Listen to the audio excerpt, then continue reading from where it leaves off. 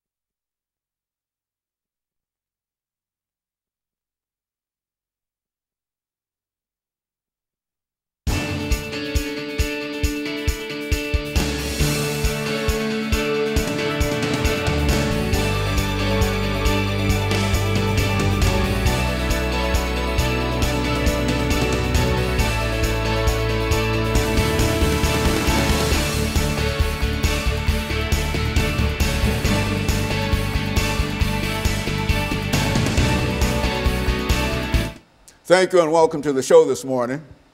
The topic this morning is the rise and fall of Adolf Hitler. And we're fortunate to have with us to talk about the rise and fall of Adolf Hitler, Alana McLaughlin. And Alana, let me welcome you to the show. And as our audience undoubtedly know that you've been with us many, many times before. And each time that we come, I have to, in a real sense, offer a disclaimer for some of the topics that you've decided to select. I think you've dealt with everything from racial integration to the LGBT movement to, as a matter of fact, I think you started out with us with the attack on America a long time ago. And so again, this is another of your topics, and I think we're glad to have you here again with us this month because you missed last month, and during that time, a lot of folks asked about you. And so I want you to know that you're very, very popular here as well as being popular on the internet. And so let's start off again this morning by having you to give us some information about your background, your education, and your experiences. And then we'll have an opportunity to talk about, during the second segment, the rise and fall of Adolf Hitler. Let's do it from that perspective. As you introduced me, my name is Alana McLaughlin. I have been featured on the show since about 2010, which would be about 5 years. I have a middle school education. I am 13 years old, and I am your granddaughter. I am very involved in the church and my school and programs such as the summer program for verbally and mathematically precocious youth at Western Kentucky University Center for Gifted Studies, as well as their summer camp for academically talented students. I'm also involved in the Junior National Young Leaders Conference, which I am proud to be an alumna of. And I am very close-knit in a lot of movements, like the Black Lives Matter movement and the LGBT movement. And so I like to keep myself aware of today's movements, and I try to get involved in what I can because I do like to make a change. And so in a real sense, you've had quite a bit of experience here as well as elsewhere dealing with a number of topics. But the topic today, I think, is somewhat intimidating in the sense that we often wonder what could an 11-year-old young lady, 13-year-old young lady, you started with us at 11, 13-year-old young lady bring to us dealing with the rise and fall of Adolf Hitler. Let's start it from that perspective, and during this first 6 minutes, then we'll pick up again after the first commercial break. All right, well, the reason I chose this topic was because when I attended the summer program for verbally and mathematically precocious youth, I took a class entitled Nazi Germany and the Holocaust. In that class, we really dissected Nazi Germany and we dissected the world wars, and we talked about the Holocaust. But a big part of the Holocaust was, of course, Adolf Hitler. And so we really talked about his mindset and what would make someone so full of hatred. And it really sparked my curiosity, and I wanted to share the information that I received from camp with you. And so basically, Adolf Hitler, born Adolf Schicklgruber, was born to a small family in which he didn't have very much. And so for his childhood, he lived the average life of anybody in that day. I mean, he wasn't very poor, yet wasn't very rich, and he was normal. But things started to slowly go downhill as both his parents passed away and he was denied entry into art school. That's when Adolf Hitler really hit the cliff and just spiraled into this crazy mindset that we know him for today. And so in a real sense, his background had a very, very important part in terms of why you decided to select the issue of dealing with the Holocaust. As a matter of fact, I think we've talked about the Holocaust on this show before and several other issues dealing with the Second World War. As a matter of fact, you included Hitler as one of the three great dictators when we did that show dealing with the European dictators during the Second World War. I think you included Mussolini, you included Stalin, and you also included Adolf Hitler. And so you're back again dealing with Adolf Hitler. And I think that when we come back during the second segment, we've got about 30 seconds before we end this period. When we come back during the second segment, we'll have you to start off talking about the rise and fall of Adolf Hitler. And of course, we'll be back with our audience following this very, very short commercial break.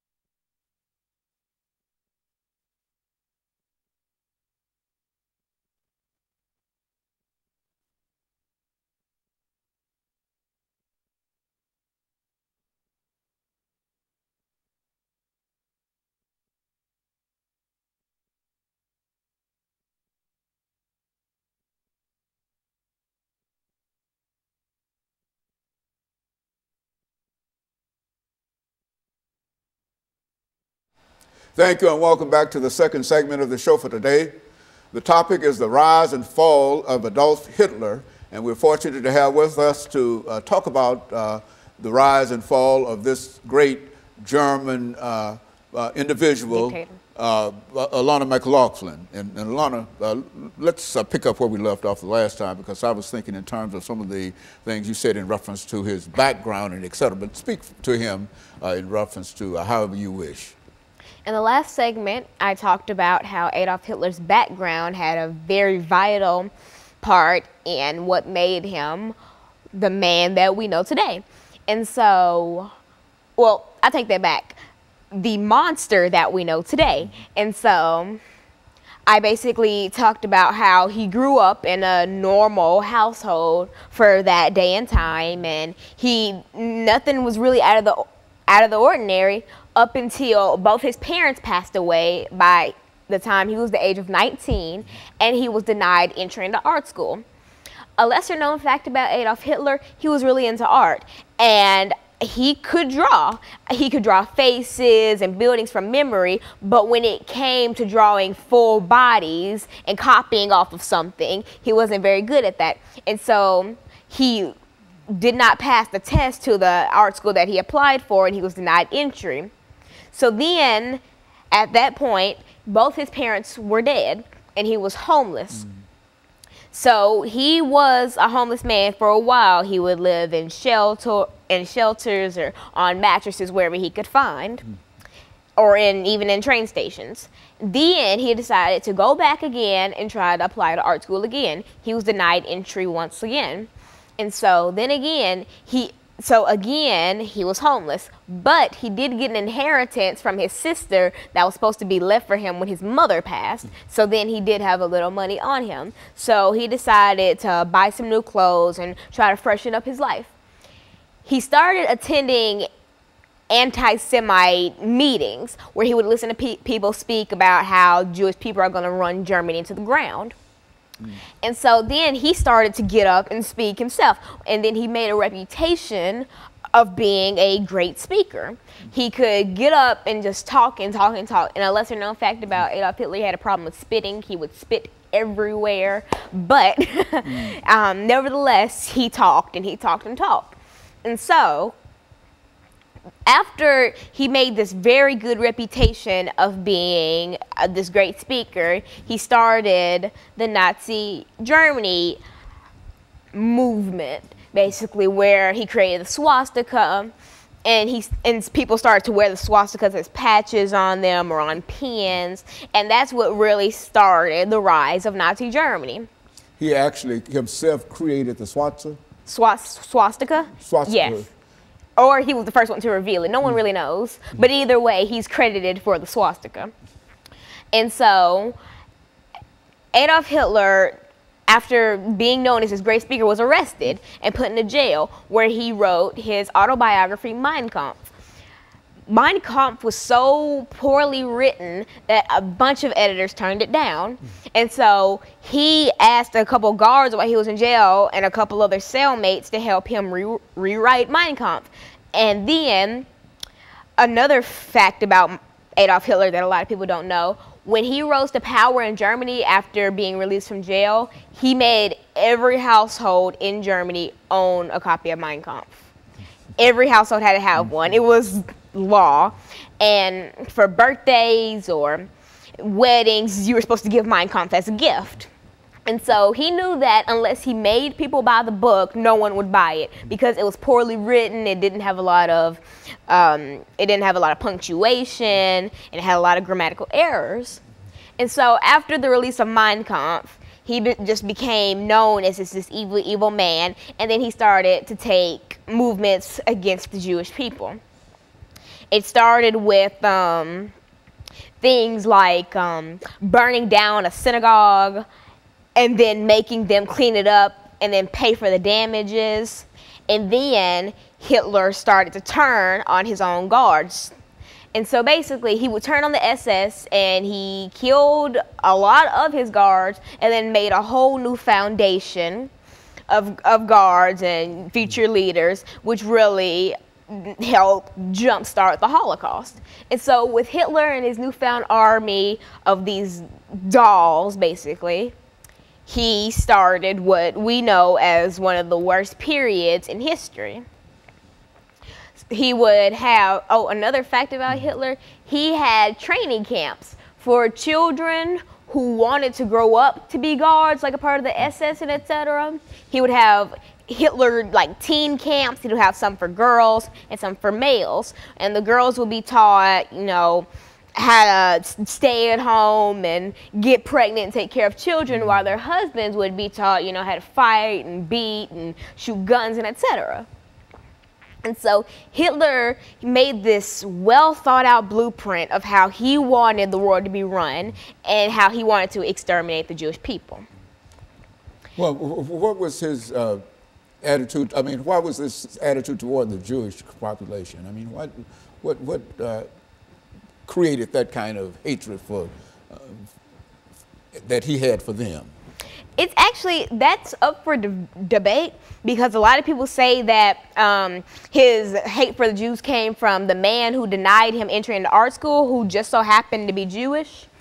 Or it comes from how in the Bible, you know, the Jews killed Christ, and he read that and just thought that he was going to take matters into his own hands and exterminate the Jewish people. But that's really a subject that no one knows for sure. And since Adolf Hitler killed himself when the war was over, no one really knows. And he doesn't really discuss it much in Mein Kampf, but he does make it very prominent that he does hate the Jewish people.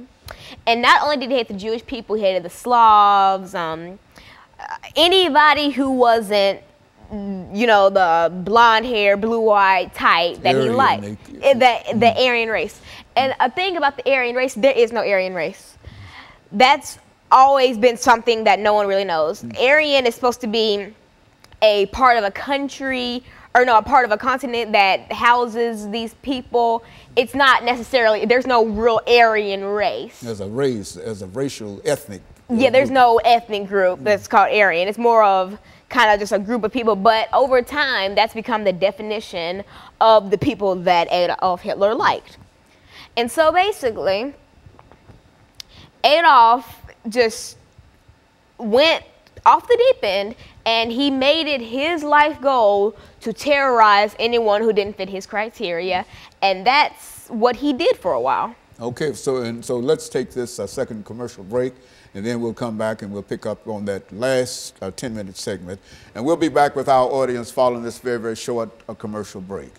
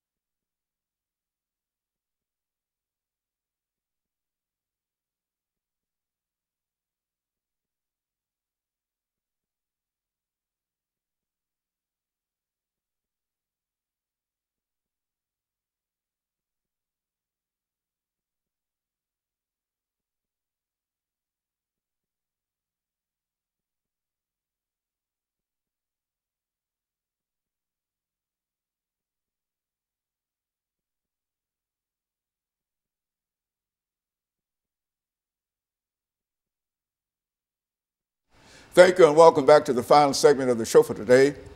The issue is the rise and fall of Adolf Hitler, and Alana McLaughlin has given us some information about his rise, and I think now, Alana, you will talk about the fall and in real sense the demise of Adolf Hitler. Let's do it from that perspective, to bring in as much information as you can during this last 10 minutes, dealing with some of the high points in reference to his life. So in the last segment, I talked about the Hitler and his crazy mindset, and I really went into the Holocaust. And now in this segment, I'm going to basically talk about more of the fall of Adolf Hitler and the aftermath. All right.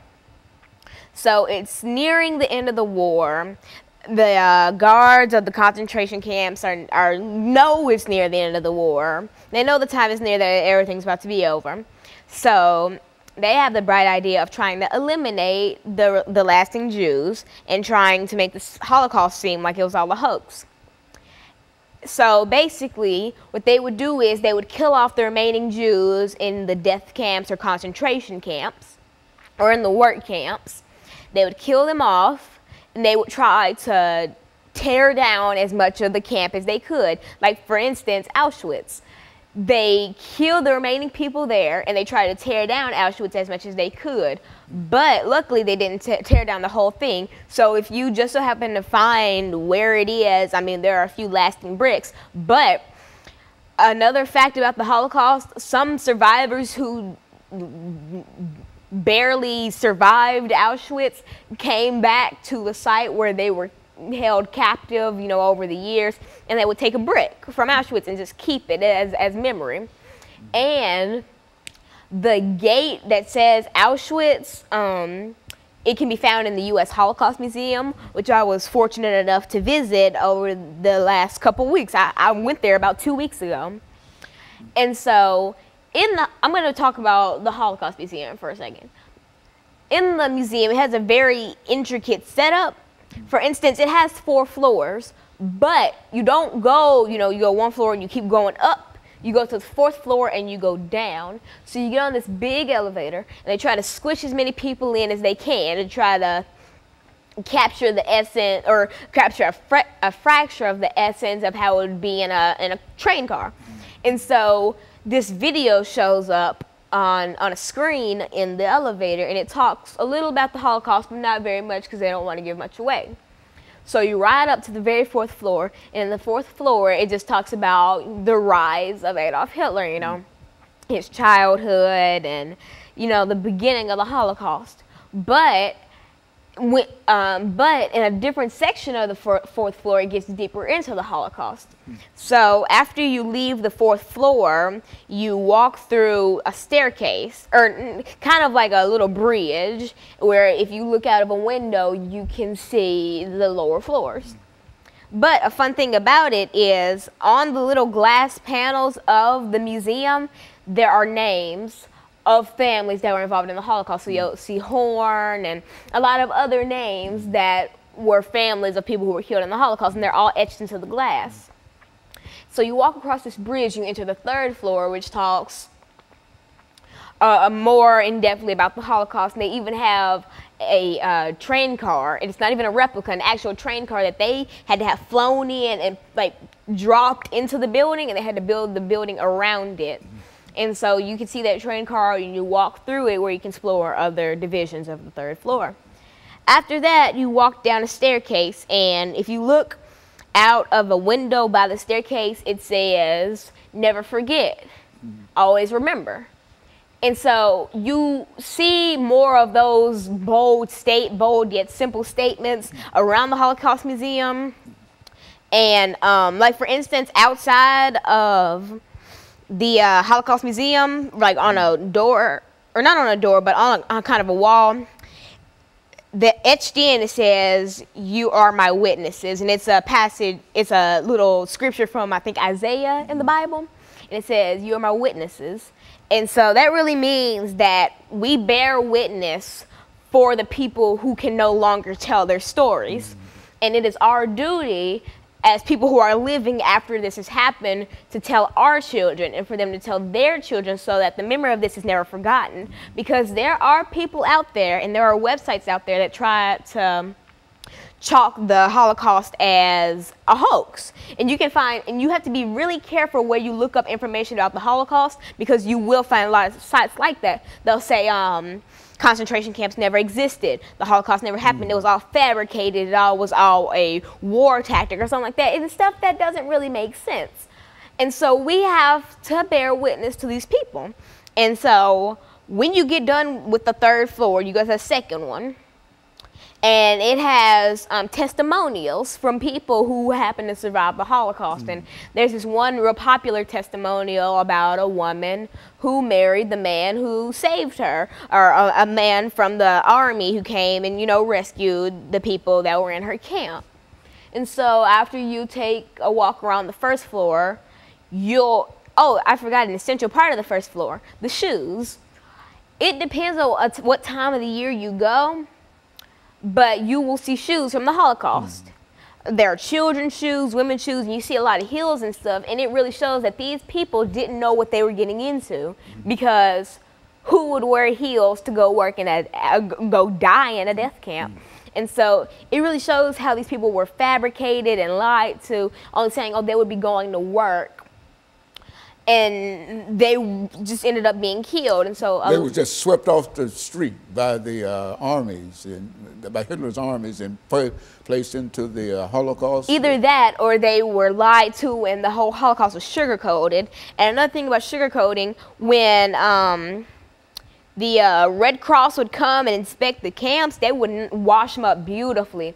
They would make it look like everyone was having fun. They would give, about a month prior to when the Red Cross would visit, they would give the workers food and lots of drink and stuff to kind of give them pounds, because the life expectancy in a Holocaust, in a death camp or a concentration camp, was 275 days. You weren't even going to make it a year, and that's because they didn't feed you, you barely bathed, you never had enough to drink, and you basically didn't have all the basic human necessities that we as people take for granted nowadays. And so they would clean them up, and so that's why a lot of the world during this period was lied to. And only until it was too late did we realize what was happening, because either a lot of stuff wasn't broadcasted, or only the good stuff was broadcasted, and it would just be lies. When we would see people smiling and just skipping along, these people were grieving the death of their children who were just thrown into furnaces because they were marked incapable of work.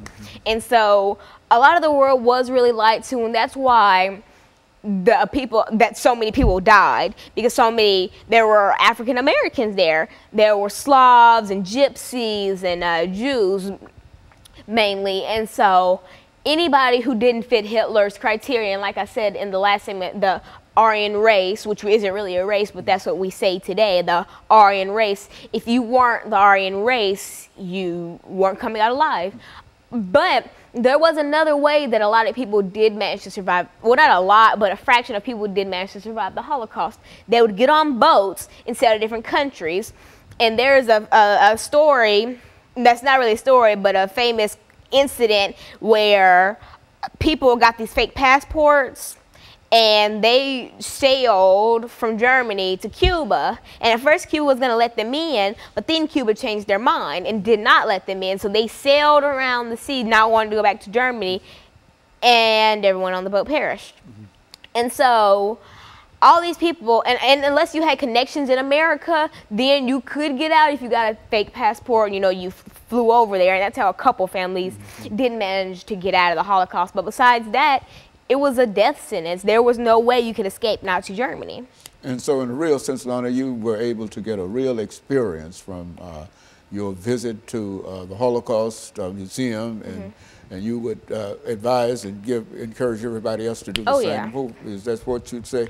And I forgot to mention, the first floor and the very last floor of the Holocaust Museum says the Hall of Remembrance, and there's an everlasting fire, and it's always reminding you to remember. And of course, let me encourage you to tune in again next week to another informative edition of Comments.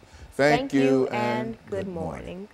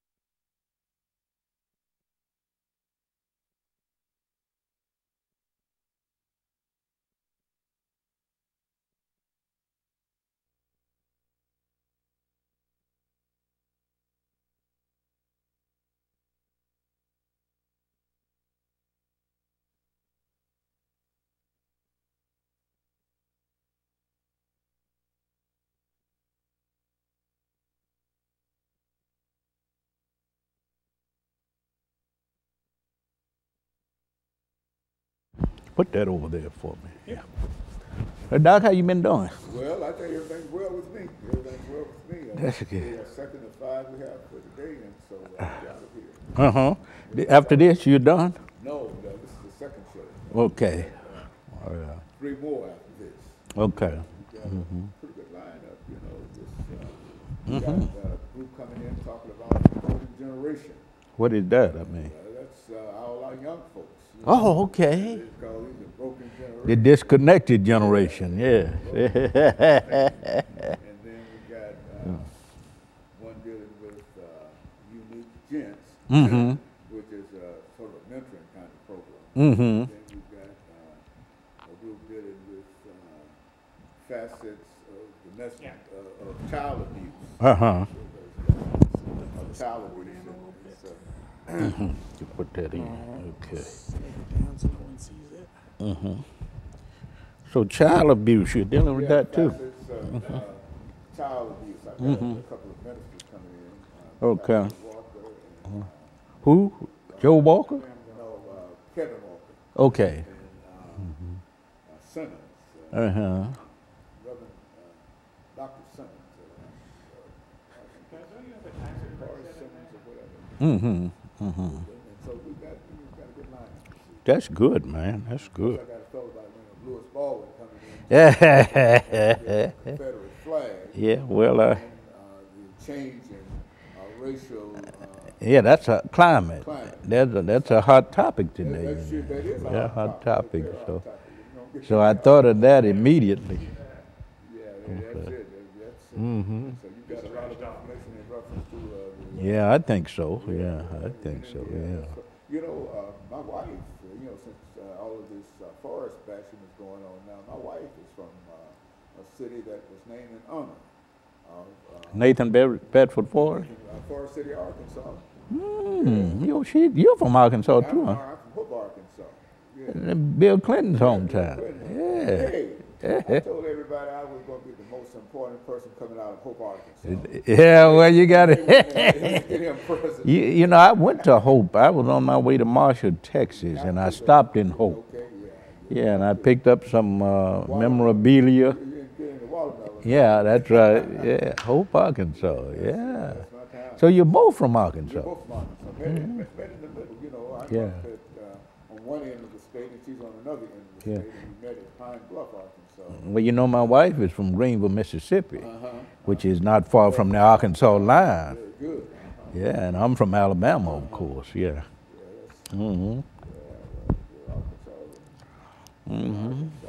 Yeah, yeah. You got a new cameraman today. Why don't you introduce yourself? Yeah, how you doing, man? Lewis Baldwin. Nice to meet you. Great to meet the you. New morning director. Oh, okay, okay. Yeah, so we're trying to get some hot topics for you. Something that would, That makes it make sense. You know, that makes sense. soon after that massacre and the removal of the flag in South Carolina. What's going on out on 65 North? I mean, Highway 65 with. Well, I've been reading some things. I'm not Have you sure. never seen that forest? I've seen it. Oh, yes. I go to Birmingham a lot. Yeah. You can't Alabama, go- you can't. look It's over on the it. left-hand side. Yeah. Where is that located at? That's right off Harding Place. Yeah, off Harding Place. Yeah, you got Harding Place. Forrest on this horse with all these Confederate flags around him. Yeah. They're talking about, well, that's private property, I think. Yeah, that's. But they're talking about planting trees. I'm not sure that's gonna. I don't think it'll. You know, ultimately, I think it's what's in the hearts of people. You know, and you got to work on the heart. It's gonna be hard to hide that. It's got to have some. I mean, that's way up. Yeah, it's good. Yeah, You have to. Yeah. that's right. Yeah. That meant it's gonna have to take that thing down. Yep. Take it. You heard he's planning on putting it, he's got it on hydraulics. Oh no, yeah. Yeah, that way in case they plant something in front of it, he's You're gonna gonna raise it up. Yeah. Oh, I see.